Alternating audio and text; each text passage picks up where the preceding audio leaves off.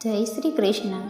આજે આપણે કળિયુગના જાજરમાન પીર, દ્વારિકાધીશના અવતાર, 12 બીજના ધણી બાબા રામદેવ પીર મહારાજની પાવન કથાનું શ્રવણ કરીશું.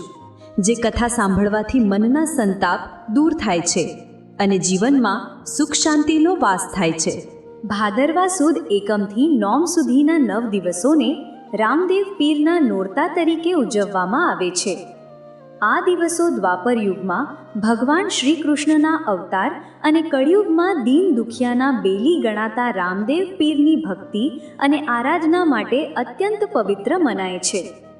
12 બીજના ધણી તરીકે પૂજનીય રામદેવ પીરે પોતાના જીવનકાળમાં અનેક પરચાઓ પૂરીને સમાજમાં સમાનતા, સેવા અને શ્રદ્ધાનો સંદેશ ફેલાવ્યો હતો. આ નોરતા તેમના એ જ ઉપદેશો અને શક્તિને યાદ કરી તેમની કૃપા મેળવવાનો અવસર છે. માન્યતા છે કે આ દિવસોમાં સાચા મનથી ભક્તિ કરવાથી ભક્તોના તમામ કષ્ટો દૂર થાય છે અને મનોકામનાઓ પૂર્ણ થાય છે. કોણે કરવા આ નોરતા? રામદેવ પીરમાં શ્રદ્ધા રાખનાર કોઈ પણ વ્યક્તિ જાતિ કે ધર્મના ભેદભાવ વિના આ વ્રત કે નોરતા કરી શકે છે. જેમને શારીરિક, માનસિક કષ્ટ હોય, પારિવારિક સમસ્યાઓ હોય કે કોઈ વિશેષ મનોકામના હોય તેવા ભક્તો વિશેષ રૂપે આ વ્રતનું પાલન કરે છે. નિસંતાન દંપતી સંતાન પ્રાપ્તિ માટે અને ખેડૂતો સારા પાક માટે પણ બાબાની માનતા રાખે છે. પૂજા વિધિ: ભાદરવા સુદ એકમના દિવસે સવારે સ્નાન કરી ઘરના પૂજા સ્થાનમાં બાજોટ પર લાલ કે પીળું વસ્ત્ર પાથરીને રામદેવ પીરની છબી કે મૂર્તિની સ્થાપના કરવી. અખંડ જ્યોત: ઘી અથવા તેલનો દીવો પ્રગટાવી 9 દિવસ સુધી તે અખંડ રહે તેની કાળજી લેવી.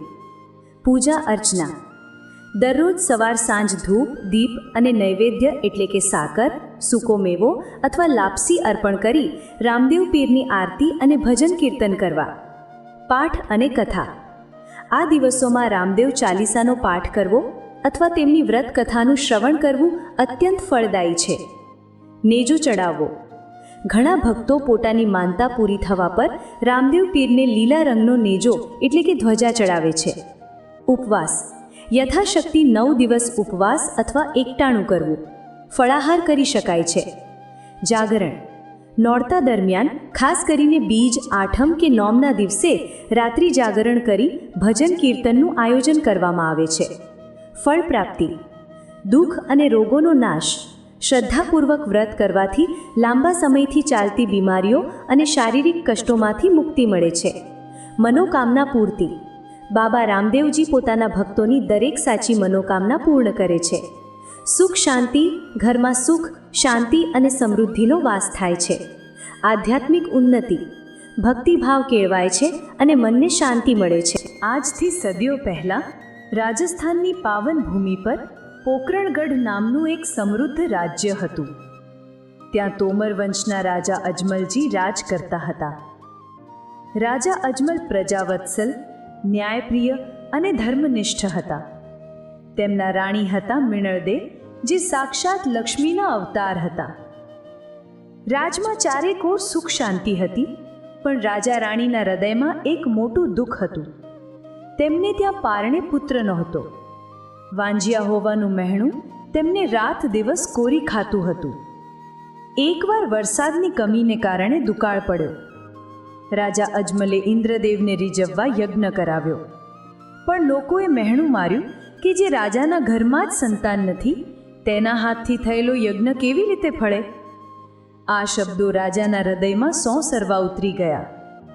તેમણે નક્કી કર્યું કે તેઓ દ્વારિકા જશે અને પોતાના આરાધ્ય દેવ દ્વારિકાધીશને જઈને ફરિયાદ કરશે. રાજા અજમલ પગપાળા દ્વારિકા જવા નીકળ્યા.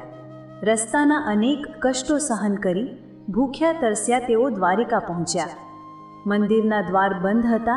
તેમણે હઠ પકડી કે જ્યાં સુધી પ્રભુ દર્શન નહીં આપે ત્યાં સુધી તેઓ અહીંથી ખસશે નહીં. ભક્તની આવી કઠોર ભક્તિ જોઈને દ્વારિકાધીશનું હૃદય પીગળી ગયું. અચાનક મંદિરના દ્વાર ખુલ્યા, પણ મૂર્તિ ગાયબ. રાજા અજમલે આશ્ચર્ય સાથે જોયું, પણ નિરાશ ન થયા. તેમણે દરિયામાં ઝંપલાવીને પ્રભુને પામવાનો નિશ્ચય કર્યો.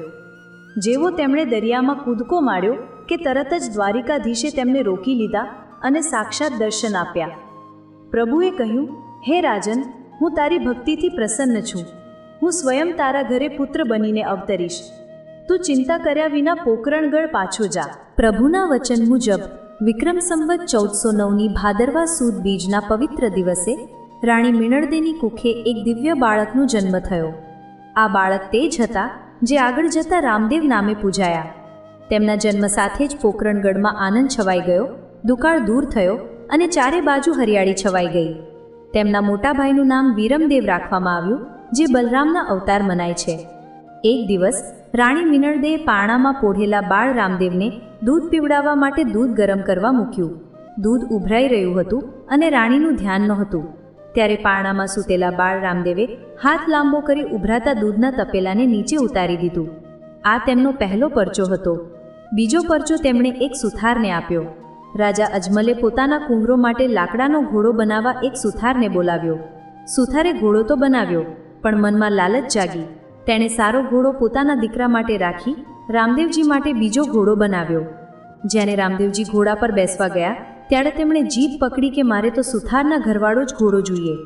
આખરે સત્ય બહાર આવ્યું અને સૌએ બાળકની દિવ્ય શક્તિને પ્રણામ કર્યા. ત્યારથી જ લીલો ઘોડો બાબા રામદેવનું વાહન બન્યો. જેમ જેમ રામદેવજી મોટા થતા ગયા તેમ તેમ તેમણે સમાજમાં ફેલાયેલા ઊંચ નીચના ભેદભાવ, જાતિવાદ અને અસ્પૃશ્યતા જેવી બદીઓ જોઈ. તેમનું હૃદય દ્રવી ઉઠ્યું. તેમણે સંકલ્પ કર્યો કે તેઓ આ ભેદભાવને સમાજમાંથી દૂર કરશે. તેમણે દરેક જાતિના લોકોને સમાન ગણ્યા, તેમની સાથે ભોજન કર્યું અને ભક્તિનો સાચો માર્ગ બતાવ્યો. તેમના આ કાર્યોથી રૂઢિચુસ્ત સમાજના કેટલાક લોકો નારાજ થયા, પણ રામદેવજી પોતાના પથ પર અડગ રહ્યા. તેમણે કહ્યું કે ઈશ્વર માટે સૌ સંતાનો એક સમાન છે. કોઈ ઊંચું નથી, કોઈ નીચું નથી. સાચી ભક્તિ એ જ છે જે માનવને માનવ સાથે જોડે. ડાલીબાઈનો ઉદ્ધાર. એક દિવસ રામદેવજીને સમાચાર મળ્યા કે એક મેઘવાડ સમાજની કન્યા જેનું નામ ડાલી હતું તેને કેટલાક લોકો ઝાડ સાથે બાંધીને મારી રહ્યા છે. રામદેવજી તરત જ ત્યાં પહોંચ્યા. તેમણે જોયું કે નિર્દોષ ડાલીને લોકો ત્રાસ આપી રહ્યા હતા. તેમણે લોકોને રોક્યા અને કહ્યું, આ શું કરી રહ્યા છો? એક નિર્દોષ જીવ પર અત્યાચાર કરતા તમને શરમ નથી આવતી? તેમણે ડાલીને બંધન મુક્ત કરી અને તેને પોતાની ધર્મની બહેન બનાવી. તેમણે ડાલીને કહ્યું, આજથી તું મારી બહેન છે અને આ રામદેવ તારો ભાઈ છે. તારી રક્ષાની જવાબદારી મારી. આ ઘટનાએ સમાજમાં એક ક્રાંતિ લાવી દીધી. તેમણે અછૂત ગણાતી એક દીકરીને બહેન બનાવીને સાબિત કરી દીધું કે તેમના માટે કોઈ પરાયું નથી. ડાલીબાઈ જીવનભર તેમની સાથે રહ્યા અને તેમની ભક્તિ કરી. પોકરણગઢ પાસેના સાતલમેર ગામમાં ભૈરવ નામે એક રાક્ષસનો ત્રાસ હતો. તે લોકોને મારી નાખતો અને ગામમાં લૂંટફાટ મચાવતો. તેના ભયથી લોકો ગામ છોડીને ભાગી રહ્યા હતા. રામદેવજીએ આ રાક્ષસનો અંત કરવાનો નિશ્ચય કર્યો. તેમણે યોગબળથી ભૈરવ રાક્ષસને પરાજિત કર્યો અને તેનો વધ કર્યો. તેમણે લોકોને ભયમુક્ત કર્યા અને સાતલમેર ગામ ફરીથી વસાવ્યું. આ જગ્યા આજે રામદેવરા એટલે કે રણુજા તરીકે ઓળખાય છે, જે તેમનું મુખ્ય સ્થાન બન્યું. બાબા રામદેવની ખ્યાતિ દૂર દૂર સુધી ફેલાઈ. તેમની શક્તિની પરીક્ષા કરવા મક્કાથી 5 પીર રણુજા આવ્યા. રામદેવજીએ તેમનો ખૂબ આદર સત્કાર કર્યો અને ભોજન માટે આમંત્રણ આપ્યું. ભોજન સમયે પીરોએ કહ્યું, અમે તો અમારા ખાસ વાસણોમાં જ ભોજન કરીએ છીએ, જે અમે મક્કામાં ભૂલી આવ્યા છીએ.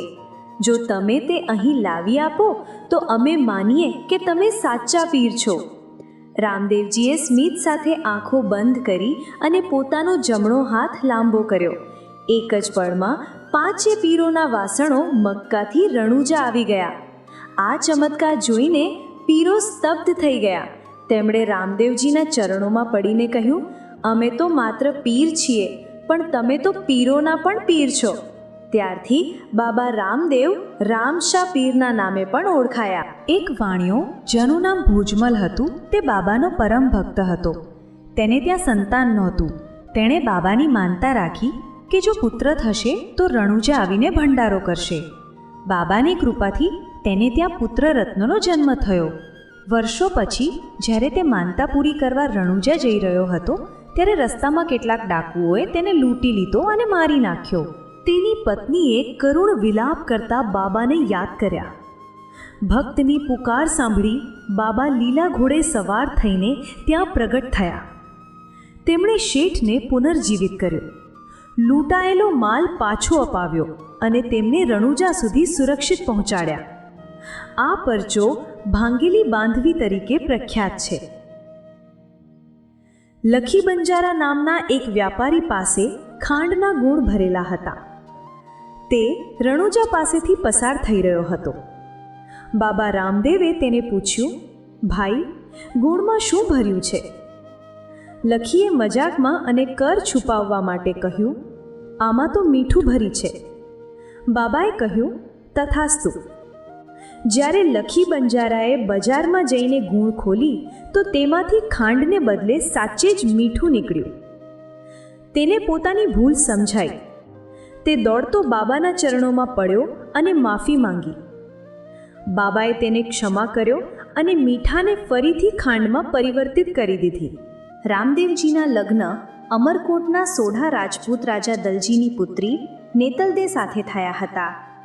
રાજકુમારી નેતલદે જન્મથી જ શારીરિક ખોડખામ પણ ધરાવતા હતા, પણ રામદેવજીએ તેમના દિવ્ય સ્પર્શથી તેમની શારીરિક ખોડ દૂર કરી અને તેમને સંપૂર્ણ સ્વસ્થ કરી દીધા.